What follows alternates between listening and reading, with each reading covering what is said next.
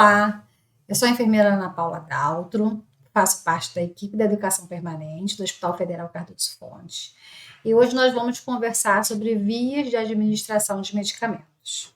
E para falar sobre as vias de administração, nós precisamos entender que a administração de medicamentos, ela requer conhecimentos, de farmacologia, fisiopatologia, anatomia humana e até de matemática, né?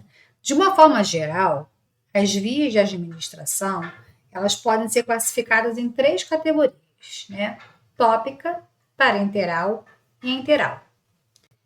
Esse próximo slide aqui é para nós conseguirmos entender quantos locais nós podemos utilizar, para estar administrando uma medicação.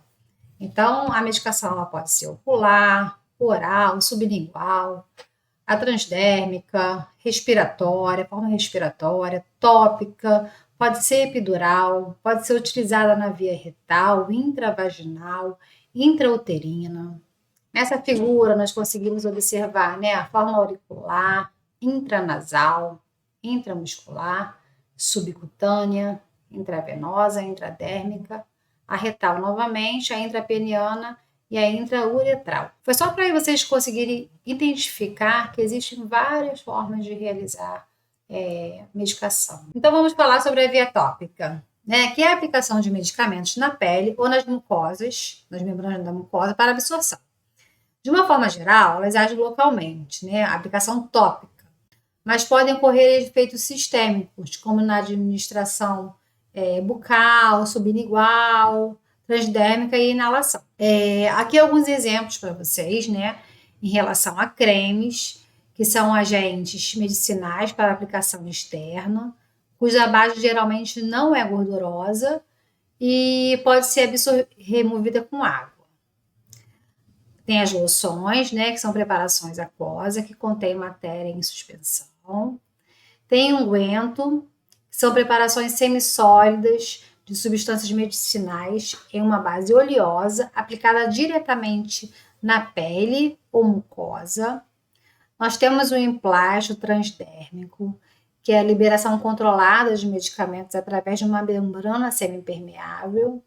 E nós temos o pó, que são partículas de medicamentos contidos em uma base de tal. Os medicamentos tópicos, eles podem ser administrados por diferentes modalidades, Então, pode ser administração nasal, inalatória, a oftalmológica, a intraocular, a auricular, otológica, a vaginal, a administração bucal e a administração sublingual.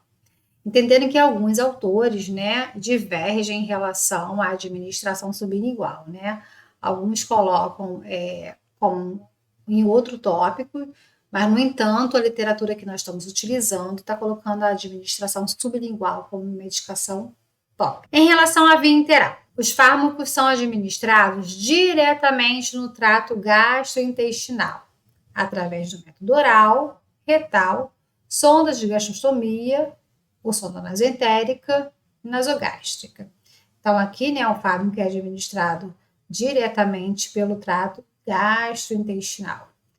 E aí nós temos os exemplos das cápsulas, pastilhas ou tablets, as pílulas, comprimidos, elixir, emulsões, suspensões, xaropes e supositórios. A via oral é a mais fácil e a mais desejada, que é mais fácil de você dar para o paciente, ele pode tomar sozinho, até para você passar para casa, quando ele vai para casa, tomando medicação oral, é uma das vias mais fáceis para poder estar administrando a medicação. No entanto, existem algumas contraindicações, Presença de alteração no sistema gastrointestinal, a incapacidade de engolir alimentos, ou fluidos, e quando existe alguma contraindicação, a gente tem que acabar utilizando a sonda nasoentérica ou a nasogástrica, Então, são os pacientes impossibilitados de engolir, ou os pacientes comatosos, ou com alguma desordem de esôfago. Para falar sobre a medicação enteral, nós precisamos falar sobre o metabolismo de primeira passagem, Os fármacos têm uma concentração. Quando eles passam pelo fígado, uma parte dessa concentração é reduzida. antes de cair na circulação sistêmica. Esse é o metabolismo de primeira passagem. Então, o fígado metaboliza, né, os fármacos de maneira que somente uma pequena quantidade do fármaco ativo é lançado, né, pelo fígado em direção ao resto do sistema circulatório no corpo. Quando nós não queremos, né, quando existe a possibilidade de utilizar outras vias, como a via sublingual, a intradérmica, a intramuscular e a intravenosa, são vias onde nós não temos esse metabolismo de primeira passagem. Então, se você não quer que o medicamento passe pelo fígado ou passe pelo metabolismo de primeira passagem, você vai utilizar as outras vias. Via parenteral é a administração de medicamentos através de injeções dentro do tecido orgânico. Cada via da injeção difere em relação ao tipo de tecido que o medicamento vai ser aplicado, cujas características influenciam na velocidade da absorção do medicamento e no início da sua ação.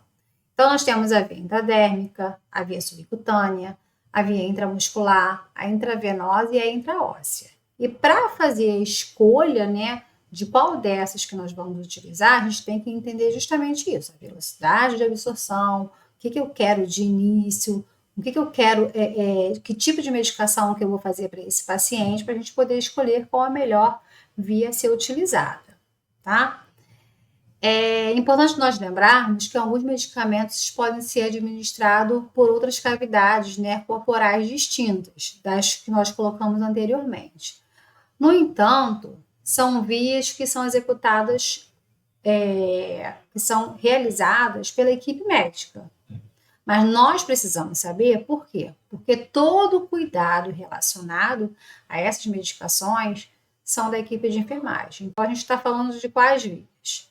Da epidural, a intratecal, a intraperitoneal, a intrapleural, intraarterial, intravítrea, a intraarticular e intracardíaco, né? Todas essas, quem realiza são os médicos, a equipe médica, mas todo o cuidado, nós somos a equipe responsável.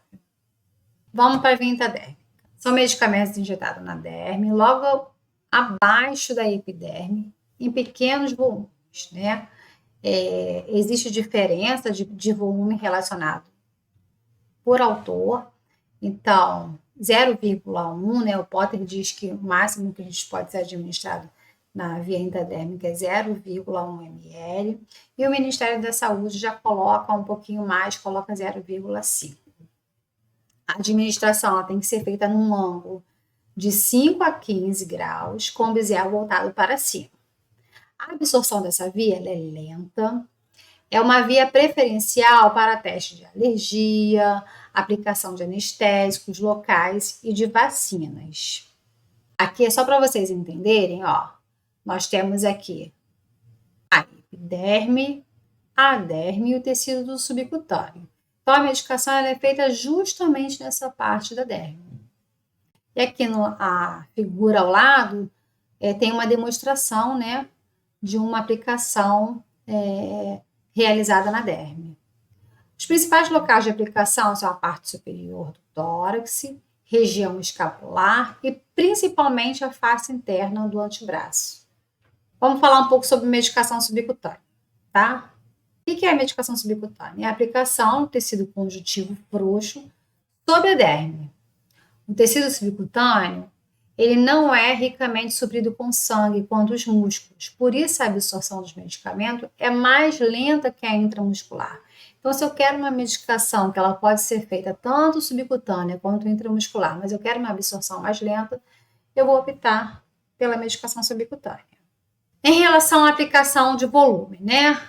Em adulto, o volume máximo, de acordo com o autor que nós estamos utilizando, de 1,5 a 2 ml, e para criança, 0,5 ml. Dá para compreender aqui, ó, a epiderme, nós temos a derme, o tecido subcutâneo, onde nós realizamos a medicação subcutânea, e aqui abaixo logo o músculo, tá? Então, aqui dá para perceber na figura a introdução, né, da agulha até o tecido subcutâneo. Em relação ao grau de inserção para se fazer a medicação subcutânea, o grau de inserção da agulha vai depender do comprimento da nossa agulha, tá? Então, se a gente tem uma agulha de 13 por 4,5, é preferível uma inserção no ângulo de 90 graus, como mostra aqui a figura, que é assim.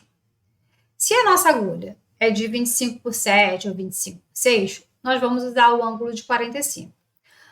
Nós temos que observar sempre, avaliar, né, o peso corporal, porque pode ser necessário reduzir um pouco esse ângulo, um paciente que tem pouco tecido adiposo, pouca massa muscular. Então, nós precisamos, às vezes, reduzir esse ângulo de inserção. Mas precisamos prestar atenção que a gente não pode reduzir abaixo de 30.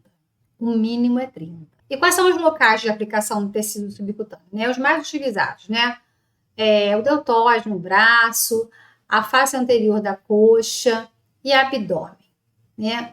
As que são menos utilizadas, nádegas, porção superior do dorso ou a região escapular. E vamos falar um pouco agora sobre hipodermóclise, né? A hipodermóclise é a administração contínua de fluidos pela via subcutânea. O mecanismo consiste na infusão lenta, né, de soluções no tecido subcutâneo, onde o fluido é transferido para a circulação sanguínea, por ação combinada entre difusão e perfusão tecidual.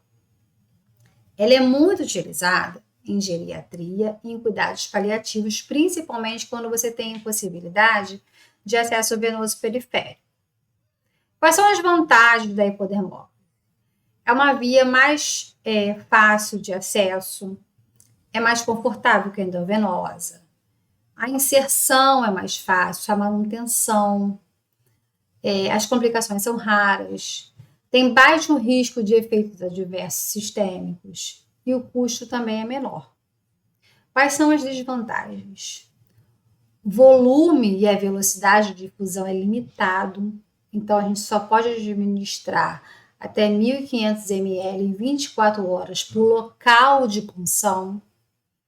A absorção ela é variável, então ela é influenciada, né, pela perfusão e pela vascularização do local. E a limitação de medicamentos de eletrólitos que podem ser infundidos. Existem medicamentos que não podem ser realizados pela hipodermóclise, existem eletrólitos que não podem ser realizados. Quais são as contraindicações absolutas? A recusa do paciente, quando você explica como é que vai ser feito o procedimento, ele realmente não aceita.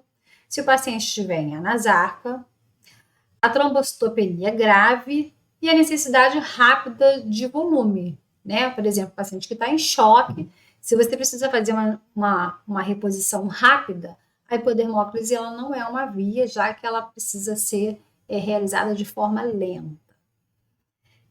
E as contraindicações relativas? Caquexia, ascite, síndrome de veia cava superior, áreas de infecção, inflamação ou ulceração cutânea. Então, se aquela área ali ela já tem uma infecção, a gente não pode realizar ali. Proximidade de articulações e proeminência óssea. E áreas de circulação linfática comprometida, né? Como, por exemplo, pós-cirurgia ou radioterapia.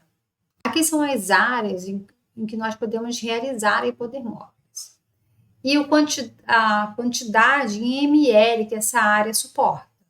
Então, a região abdominal, a gente sabe que suporta até 1.000 ml em 24 horas. A subclavicular, 250 ml em 24 horas.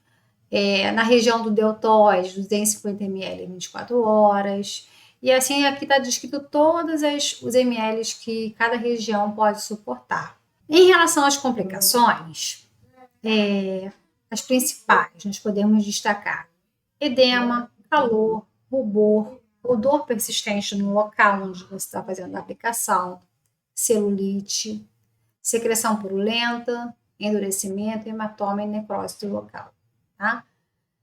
Quem quiser entender um pouco mais sobre hipodermóclise, nós temos um POP de hipodermóclise, está na nossa área dos POPs, então pode entrar e que vai estar explicando bem mais sobre a hipodermólise. Vamos falar sobre a via intramuscular. Né? A agulha é inserida através da epiderme, derme e do tecido subcutâneo até a camada muscular. É uma via de rápida absorção, pois o músculo é ricamente vascularizado. E o ângulo de inserção tem que ser 90 graus. Então, aqui para poder demonstrar, ó, nós temos a epiderme, a derme, o tecido subcutâneo, e aqui embaixo, por último, nós temos o músculo, tá? Então, nós temos que passar por todas essas camadas até chegar ao músculo para poder realizar a medicação. O volume administrado ele varia de 1 a 5 ml, dependendo do local que você vai aplicar. E como é que eu vou escolher o músculo, né, para poder estar aplicando essa injeção? Nós vamos observar os seguintes fatores. Quais são os músculos que podem receber medicamentos? O tipo de medicamento que eu vou administrar, o volume e a quantidade de medicamento e o estado geral do desenvolvimento muscular do meu paciente. A tabela aqui, ela vem nortear um pouco em relação ao músculo que nós vamos utilizar para cada faixa etária e o ml de medicação que nós podemos utilizar também em cada músculo. Essa tabela foi retirada da câmera técnica do parecer do Corém, né, de São Paulo. Então, por exemplo, prematuros, a indicação é utilizar o vasto lateral. Né? E aqui vem o quantitativo, 0,5 ml. Neonatos também, vasto lateral, lactentes, vasto lateral. Crianças de 3 a 6 anos, já pode ser utilizado ventroglútea, dorso glúteo e o vasto lateral. E aqui cada ml, discriminando cada ml, quantitativo de ml por local. Crianças de 6 a 14 anos, já pode utilizar o deltoide, o ventroglúteo, dorso glúteo e o vasto lateral. Adolescentes e adultos, a gente também pode utilizar todos os músculos. Quais são as principais complicações? Abscesso, eritema, embolia, celulite, necrose tecidual, contratura muscular, fibrose e perda de amplitude de movimentos articular, entre outros. Na prática, né, faculdade, no nosso curso técnico, na prática a gente sabe que os músculos mais utilizados são o deltoide e o dorso glúteo. No entanto, né, as literaturas mais recentes já trazem para a gente que esses não são os músculos preferenciais. E por que eles não são músculos preferenciais? O deltoide ele tem como limitação o fato de possuir pouca massa muscular, admitindo o volume máximo, né, de 0,5 a 1 ml. Algumas literaturas dizem um pouquinho acima. Além de pequena margem de segurança para lesão de nervo radial e axilar. Em relação ao dorso glúteo, ele não é recomendado a utilização em menores de 3 anos, né, devido ao músculo ser menos desenvolvido. Ainda existe o risco de lesão, né, de vasos sanguíneos e do nervo ciático. Então, e como é que a gente escolhe, quando nós formos fazer a medicação no dorso glúteo, como é que a gente consegue delimitar o local correto, né?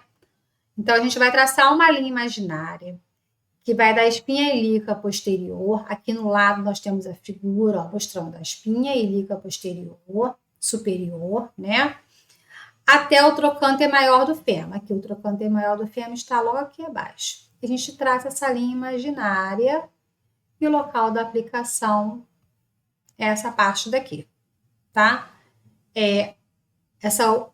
A figura ao lado aqui, ó, quadrante superior lateral. Como a gente aprende muitas vezes na faculdade, no nosso curso técnico, né, o local correto. Quadrante superior lateral, que é justamente o local que fica entre a espinha ilíaca posterior superior e o trocante maior do fêmur. A aplicação nessa linha, né, e a curva da crista ilíaca é no máximo de 4 ml, né, alguns autores dizem que é 5 ml. E aí nós colocamos aqui na figura o nervo ciático, para vocês observarem que ele vem desde lá de cima até aqui. Então, por isso que nós temos que observar a técnica correta para não ter o risco de nós estarmos lesionando o nervo ciático. Essa aqui é uma outra técnica, né? Um outro local de aplicação intramuscular. Então, é ventroglútea, corresponde ao glúteo médio e situa-se em local profundo e afastado dos nervos e vasos importantes. Possui fácil acesso com pacientes, a gente pode fazer com pacientes de decúbito ventral, decúbito dorsal e decúbito lateral. As literaturas mais recentes, elas trazem que assim, é o local mais indicado para se realizar a medicação, a aplicação, né, intramuscular, tá? E aí, como é que eu vou localizar isso, né?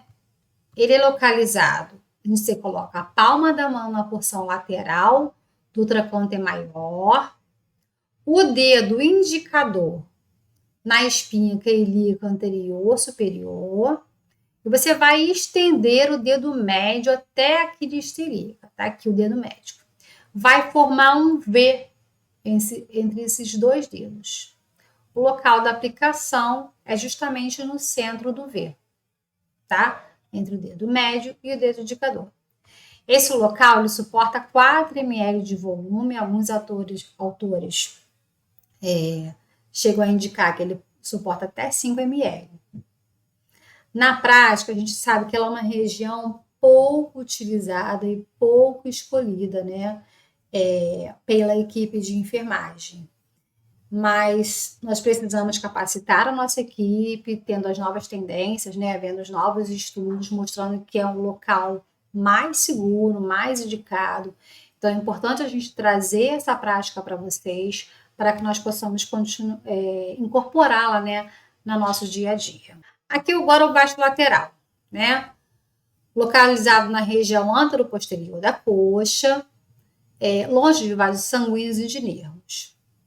O local de aplicação, ele situa-se em seu terço médio. Então, é um palmo do trocânter maior e um palmo acima do joelho. Então, aqui dá para ver bem a localização de aplicação do vasto lateral. Aqui nessa outra figura ao lado, ó, a gente coloca o vasto lateral e o local de aplicação, né? É um local de escolha, né, para lactente, visto que apresenta maior local de massa muscular. No entanto, nos pacientes idosos, né, debilitados ou em adultos que não deambulam, a gente deve avaliar com cautela se essa massa muscular está apropriada para nós utilizarmos o vasto lateral.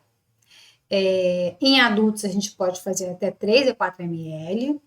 Entretanto, né, a injeção, quando aplicada no músculo vasto lateral, ela tem um inconveniente que é a dor, tá? A aplicação no vasto lateral, ela causa mais dor, né, do que a aplicação em outro músculo. A técnica em si. A técnica em si não é tão utilizada, mas é importante nós conhecermos. Ela é recomendada para minimizar a irritação local na pele. Ela veda o medicamento no tecido muscular. Essa técnica ela é apropriada para a administração de medicamentos que são irritantes ou que mancham o tecido.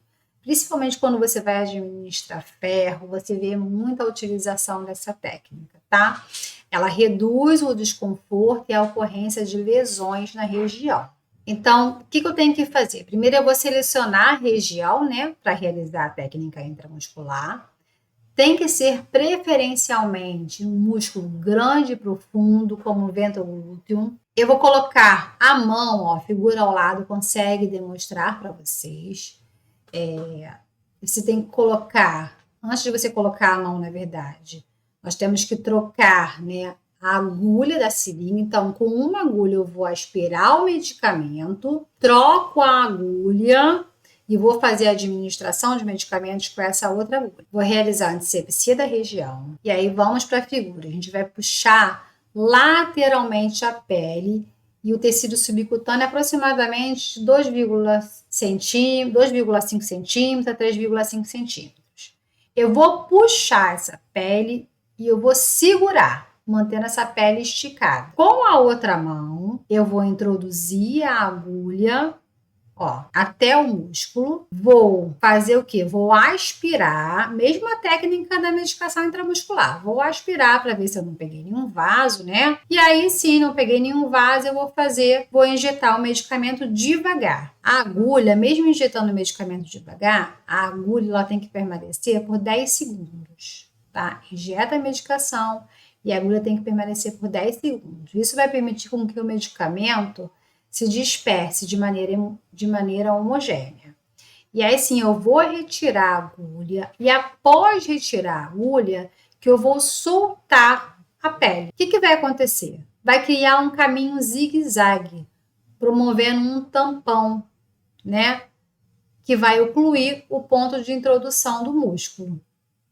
Aqui, por exemplo, na figura nós conseguimos observar, ó.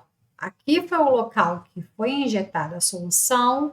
Quando você solta a pele, forma um caminho de zigue-zague. Essa é a técnica em Z, tá? Não permite que a solução reflua para o tecido subcutâneo, o que poderia causar uma irritação. Vamos falar agora sobre a intravenosa, né? É a administração de fluidos diretamente na corrente sanguínea, é a via de ação rápida, a gente pode administrar grandes volumes, e esses volumes de forma rápida também. Então, se o paciente está em choque, eu preciso de uma via rápida, ela é a via que eu vou utilizar. É a via mais utilizada no ambiente hospitalar, né? Realizada por acesso profundo ou por acesso periférico. E como é que eu vou selecionar o local de punção desse paciente? Eu tenho que ir lá avaliar a rede venosa, eu tenho que avaliar a prescrição desse paciente. Qual é o medicamento que foi prescrito? A idade do meu paciente. Fazer uma avaliação clínica e uma avaliação da integridade da pele. Tem locais que a gente não pode funcionar, dependendo da integridade que essa pele vai estar, dependendo da avaliação clínica do paciente, eu tenho que evitar alguns lugares de punção. Então, toda essa avaliação precisa ser realizada antes de eu escolher o local para fazer essa punção. E quais são as principais complicações, né, de nós fazermos a infusão venosa? Sobrecarga circulatória, infiltração, extravasamento, flebite, infecção local e hemorragia no local da punção. Aqui nós trazemos para vocês algumas aulas que estão disponibilizadas no Educa Permanente, né? Canal utilizado para que nós possamos colocar nossas aulas. Então, nós temos lá boas práticas relacionadas ao uso e manutenção de acessos vasculares. Nós temos manutenção e manuseio do PIC na clientela adulta. Vocês vão conseguir entender um pouquinho mais sobre medicação endovenosa, tá? Sobre os cuidados que nós devemos ter, que a equipe de enfermagem precisa ter. Isso um pouco mais elaborado. Visitem lá o nosso canal e assistam às aulas. E aqui um resumo do que nós falamos para vocês, né? O ângulo de inserção das injeções. Então, aqui nós temos a epiderme, a derme, né? O tecido subcutâneo e o músculo. Então, intramuscular, 90 graus. A subcutânea, 45, né? O ângulo de 45, foi o que a gente falou, depende se for uma agulha menor, o ângulo pode ser um ângulo de 90 graus também. A intravenosa, geralmente no ângulo de 25 graus, entendendo que depois que você insere o catéter, você tem que reduzir um pouco esse ângulo. E a intradérmica, geralmente no ângulo de 10 a 45 graus. Vamos lembrar que esses ângulos para nós trabalharmos vai ser determinado pelo sítio de punção e comprimento da agulha escolhida. Né? Vamos avaliar o paciente e observar principalmente a quantidade de tecido subcutâneo. Uma via menos conhecida, ou talvez menos utilizada pela enfermagem, né, é a via intraóssea. Mas nós trouxemos aqui para vocês, é bom nós termos o conhecimento, a gente tem o parecer do COFEM respaldando o enfermeiro, né, capacitado a realizar essa via intraóssea, então nós trouxemos aqui para vocês. O que é? É a introdução de fluidos ou medicamentos na circulação sistêmica via cavidade medular. definido como a colocação de um dispositivo vascular com sua ponta localizada dentro da matriz óssea. Considerado uma técnica fácil, de rápida execução. E a principal limitação, né, refere-se ao tempo máximo de permanência de acesso. A gente só pode deixar o acesso intraósseo 24 horas. Após isso, a gente tem que trocar. Então, aqui, como eu falei anteriormente, né, que no Brasil, só os médicos e enfermeiros comprovadamente capacitados, eles estão respaldados pelos seus conselhos para realizar as medicações, né, intraóssea. Em relação à enfermagem, nós temos a resolução do COFEN 648 de 2020, que dispõe sobre a normatização, capacitação e atuação do enfermeiro na realização da punção intraóssea em adultos e crianças em situações de urgência e emergência pré-hospitalar, tá? É um procedimento privativo do enfermeiro. Esse enfermeiro precisa estar capacitado. E ele vai realizar esse procedimento em situações de urgência e emergência na impossibilidade de um acesso venoso periférico. Para realizar, né, a punção intraóssea, nós vamos utilizar alguns dispositivos. Então, nós temos os dispositivos manuais, que são esses aqui que nós colocamos ao lado. Eles são reservados para a criança pela facilidade de transpor o tecido ósseo. E tem os dispositivos automáticos, também nós colocamos algumas imagens para vocês. São os de impacto, que penetram no canal medular utilizando a força de uma mola interna presente no dispositivo. E tem também o perfurador ósseo elétrico, né, que insere a agulha no canal medular por meio de altas rotações. Aqui são os principais locais para poder realizar a punção intraóssea, né? Então, fêmur pode ser realizado em adulto e criança, a tíbia proximal também em adulto e criança, a tíbia distal. Quando nós vamos para o externo somente em adulto, criança já não pode mais. A cabeça do húmero, rádio distal, a una distal e a crista ilíaca. Somente adulto. Crianças não podem mais ser realizadas nesse local. Tá? Em relação às complicações, nós temos a osteomielite, extravasamento, a síndrome compartimental e a embolia gordurosa. Aqui são as referências, as principais referências que nós utilizamos para a construção desse material. E nós vamos finalizar com uma frase de Florence, que diz que nós temos que ensinar não só o que é para ser feito, mas como fazê-lo. Obrigada e até a próxima.